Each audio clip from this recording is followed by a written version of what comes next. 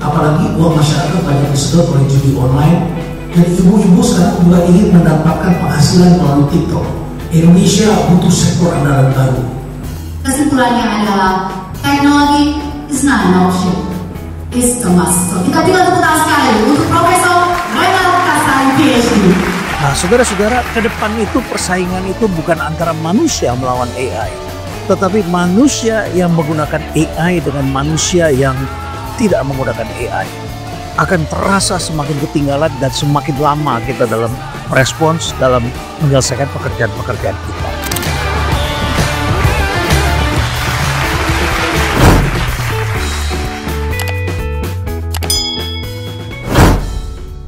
Welcome to Serenity Villas, the perfect investment for villa rentals in the heart of Sanur, Bali.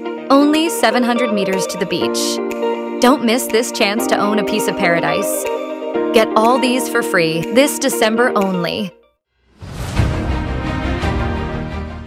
Berpengalaman lebih dari 20 tahun di industri marketing, menangani ribuan klien lokal hingga internasional dengan agen yang profesional. Gabung bersama kami di Infinite Global Realty. Together we make it possible. Korea Selatan itu adalah negara dengan tingkat kesuburan yang terendah di dunia saat ini. Angkanya 0,66 hari ini. Ya. Nah, jadi satu keluarga 2 orang, rata-rata jumlah bayi dilahirkan satu keluarga muda itu adalah 0,66 menurut statistik. Jadi rata-rata sudah punya anak satu atau nggak punya anak. Jadi sekitar 35% penduduk tidak punya anak, ya, penduduk muda. Tidak mengherankan sejumlah kota menjadi sangat sepi. Urbanisasi bisa membuat desa menjadi sepi, tetapi kota yang tumbuh terlalu cepat bisa membuat tingkat kesuburan turun. Jakarta Barat sudah 1,7, itu sudah mengakibatkan banyak taman kanak-kanak swasta dan SD yang kekurangan siswa dan bahkan ditutup hari ini. Kemudian juga kita saksikan bukan hanya sekolah, rumah sakit bersalin itu semakin harus berpindah. Di Jalan Hang Tuah Kebayoran Baru itu ada klinik bersalin Muslimat NU.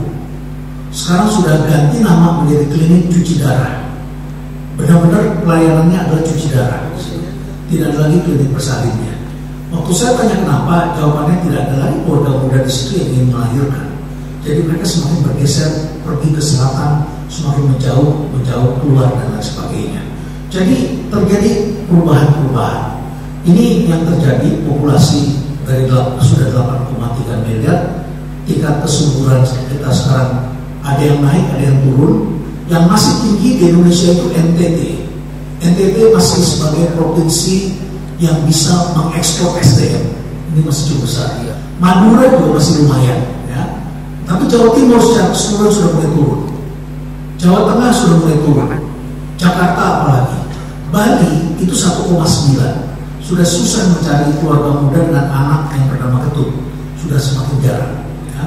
Nah, kemudian kita lihat lagi tingkat kesuburan di Asia ini yang paling parah itu tadi adalah Korea Selatan, Jepang, Thailand sedang menuju ke sana menjadi 1,3. Sebentar lagi akan turun lebih jauh lagi.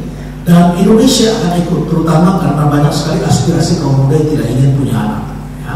Ini masalah-masalah karena karena penduduk semakin padat, ini masalah seperti ini. Ya. Kemudian ini teknologi dan saudara-saudara lihat berkembang terus, akan semakin banyak teknologi baru yang memudahkan manusia, tapi juga membuat sebetulnya kita menjadi bisa cepat bekerja, tapi juga bisa bertarung menghadapi manusia. Jadi manusia harus mencari cara agar bisa mengendalikan teknologi ini. Kemudian kompetisi ini juga berubah. Kompetisi sifatnya global. Kita sudah coba atasi dengan meningkatkan TKDN, tingkat kandungan dalam negeri. Itu sangat besar upaya kita karena selama pandemi banyak barang yang tidak bisa masuk karena kapal seperti tidak datang. Kenapa TKDN menjadi penting? Karena sekarang komoditas utama dunia itu dikuasai oleh 3-4 negara. Beras oleh India, Thailand, dan Vietnam. Yang ekspor beras itu 3 negara itu. Jadi kalau ada konflik di daerah tersebut, pasti kita kekurangan beras. Minyak goreng Indonesia masih masuk, ya. Minyak goreng ada Indonesia, ada sejumlah negara lain. Hanya 3 atau 4 negara. Microchip komputer itu hanya Taiwan, Korea Selatan, dan Amerika Serikat. Hanya 3 negara. Jadi sekarang mineral dan komoditas penting dunia itu hanya dikuasai 3-4 negara. Begitu terjadi konflik di satu bagian dunia, maka akan terjadi barang itu hilang dan kemudian masyarakat kesulitan beberapa harga kemudian tiba-tiba melonjak. Kecuali manusia sudah siap dengan penggantinya atau ada transisinya. Ya. Nah, kompetisi baru ini juga cukup mengecohkan karena tadinya baru orang masuk ke dunia digital, tapi begitu pandemi selesai terjadi kebalikan. Siapa yang bisa menyesuaikan diri dia yang menang. Misalnya saja saudara lihat Bluebird itu habis mengalami kesulitan ketika menghadapi bisnis online, transportasi online. Tapi Bluebird rupanya belajar dari situasi itu. Dan Bluebird itu kemudian memperbaiki diri, bergabung masuk ke dalam dunia online. Dan ketika dunia pandemi berakhir, ojek online, perusahaan transportasi online mengalami kesulitan, tidak mendapatkan investor, dan akibatnya kualitas mobilnya semakin turun, dan insentif yang bisa diberikan pada supir semakin rendah. Akibatnya servisnya memburuk, Bluebird kembali memukul.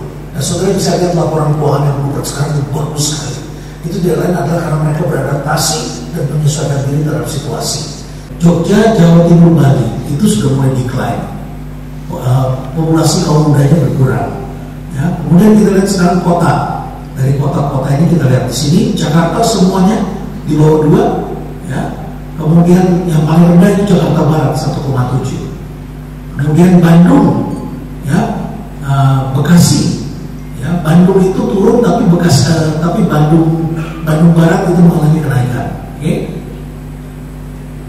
Kemudian ini kota-kota lain hampir semuanya, ya, Medan, Palembang, Semarang, Solo, Surabaya, ya, Manado, ini semua sudah mulai mengalami declining.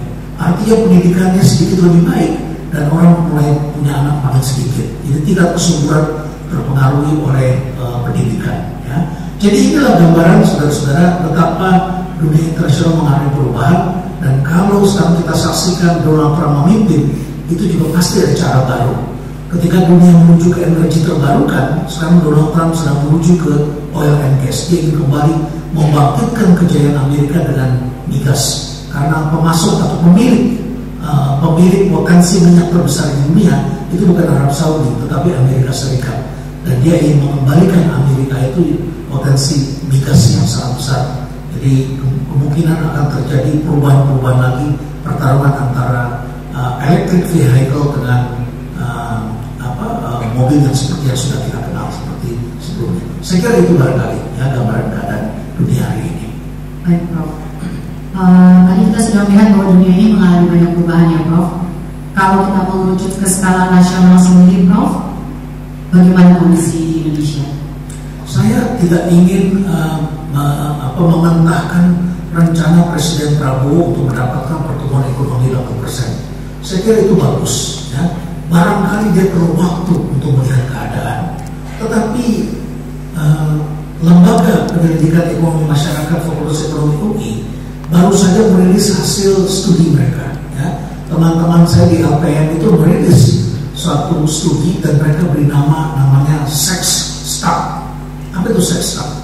Ini singkatan dari secular stagnation. Jadi keadaan yang dihadapi ini adalah keadaan secular stagnation, yang artinya adalah kemungkinan besar kita akan menghadapi ekonomi kemandekan. Ya, ada kemandekan yang tengah terjadi. Nah, dasarnya apa? Tentu saja ada beberapa informasi-informasi yang sekarang sedang terjadi dan kita dapatkan fakta-fakta ini. Yang pertama kita bisa lihat saja ya, jadi pemulihan itu bisa gagal kalau kita biarkan. Saudara tahu di era Presiden Jokowi itu ada 2 motor penggerak ekonominya. Yang pertama itu adalah infrastruktur, ya, itu luar biasa besar-besaran dan harus kita akui banyak sekali telah membuka kesempatan-kesempatan baru, logistik berubah dan sebagainya. Kemudian yang kedua adalah tambang. Tapi tambang persoalannya adalah ternyata pertumbuhan ekonomi di daerah-daerah tambang yang melebihi pertumbuhan ekonomi rata-rata nasional itu tidak diimbangi dengan upaya mengatasi kemiskinan di daerah-daerah tersebut. hampir semua daerah tambang ditemukan ternyata yang meningkat pendapatannya hanya kalangan menengah ke atas. 20% yang teratas itu menikmati pertumbuhan yang tertinggi. Sedangkan kemiskinan itu banyak terjadi di daerah-daerah tambang. Alamnya rusak, sungainya kotor, masyarakat tidak bisa bertani, lapangan pekerjaan tidak bisa didapat oleh penduduk lokal dan lain sebagainya. Jadi ada penderitaan di daerah-daerah tambang yang barangkali ini terlambat untuk dibaca. Ya. Nah, saudara-saudara, kalau pemerintah ini tidak memiliki mesin pertumbuhan ekonomi baru, maka terjadi kemalangan. Nah, tentu kita berharap yang baik, ya. Kita berharap pemerintahan baru ini segera menemukan mesin pertumbuhan yang baru atau terobosan-terobosan baru. Kalau ini tidak ditemukan, saya kira pertumbuhan ekonomi 8% tidak bisa kita capai. Ya. Apa alasan teman-teman di LPM mengatakan ini sebagai sex tax? Ya. Ini penjelasannya. Ya. Stagnan di kisaran pertumbuhan ekonomi Indonesia sudah lama stagnan di kisaran 5%, bahkan mengalami pelambatan. Pelambatannya tidak disadari gitu. 5,16 menjadi 5,14, jadi 5,09, 5,07, ntar 4,96, kayak begitu kisarannya. Tapi kelihatan pelambat. Tidak lain penyebabnya adalah karena kita sangat tergantung pada Cina dan India. Saudara bayangkan ketika dunia kekurangan oil and gas, kemudian masyarakat dunia mencari substitusinya batu bara. Ketika harga batu bara $250 per ton, Cina dan India memaksa kita untuk menjual batu bara kita dengan harga $140-150. Ya. Dan itu sudah membuat para pedagang batu bara kita senang, eksportir batu bara kita senang. Karena kosnya $50. Dengan kos $50 itu sudah cukup membuat mereka makmur. Ya. Tapi sebetulnya harga internasionalnya $250. Sedangkan kita, ekspor terbesar itu adalah ke Cina dan India. Jadi negara kita ini sangat mengandalkan Cina dan India. Ekspor kita terbesar itu adalah ke Cina. Dan ketika ekonomi Cina mengalami kemunduran hari ini karena mengalami geopolitik tension dengan Amerika Serikat, ditambah dengan kebijakan satu anak yang sekarang berdampak populasi Tiongkok sedang mengalami penurunan, bisa timbul masalah pengangguran.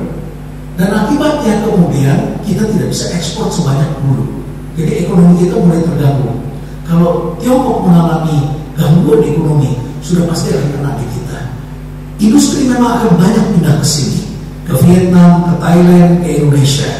Kita bisa melihat data investasi PMA dalam beberapa bulan terakhir ini naik tinggi sekali. Tapi investasi PMDN itu mengalami kemunduran separuhnya. Jadi ini ada warning di sini. Kemudian kita juga lihat, ini menurut catatan dari LPM, sebanyak 11 dari 17 sektor ekonomi itu mengalami penurunan. Mulai dari pengolahan, pertambangan, semua mengalami banyak penurunan. Ada 11 sektor yang sedang mengalami penurunan. Belanja negara turun setelah melewati masa musiman. Musimannya itu pemilu dan pilkada. Ya, belanja pemerintah mengalami penurunan. Growth dinikmati oleh kalangan terbatas karena motornya adalah tambang. Kemudian bergerak dipicu oleh event musiman.